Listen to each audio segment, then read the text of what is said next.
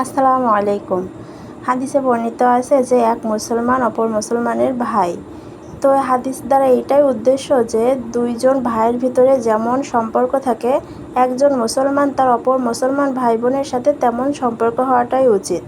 তো যখন আমাদের কোনো মুসলমান ভাই বোনরা অসুস্থ থাকবে, তখন আমাদের উচিত তাদেরকে দেখাশোনা করা, তাদের সেবা যত্ন করা।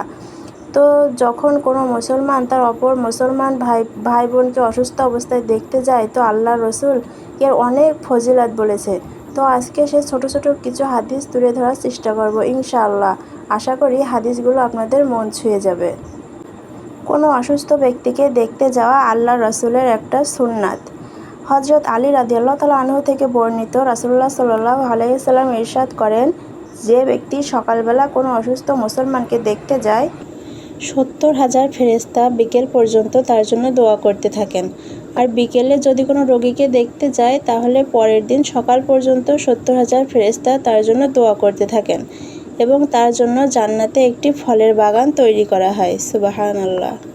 অপর এক বর্ণনায় আছে, হজরত ওমর রাদিয়াল্লাহু তাআলা আনহু বর্ণনা করেন, রাসূলুল্লাহ সাল্লাল্লাহু আলাইহি সাল্লাম ইরশাদ করেছেন, যখন তোমরা কোনো রোগীকে দেখতে যাবে, তার কাছে দোয়া চাইবে, কারণ তার দোয়া ফেরেশতাদের দোয়ার মতো কবুল হয়। সুবহানাল্লাহ। অপর এক বর্ণনায় আছে, রাসূলুল্লাহ সাল্লাল্লাহু আলাইহি সাল্লাম বলেন, যখন তোমরা কোনো রোগীকে দেখতে যাও এবং তার পাশে বসো, তখন তোমরা জান্নাতের বাগানে বসো। সুবহানাল্লাহ।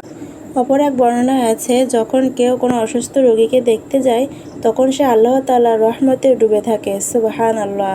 তো আল্লাহ তাআলা আমাদের এই হাদিসগুলোর উপর আমল করার তৌফিক দান করেন। আমিন।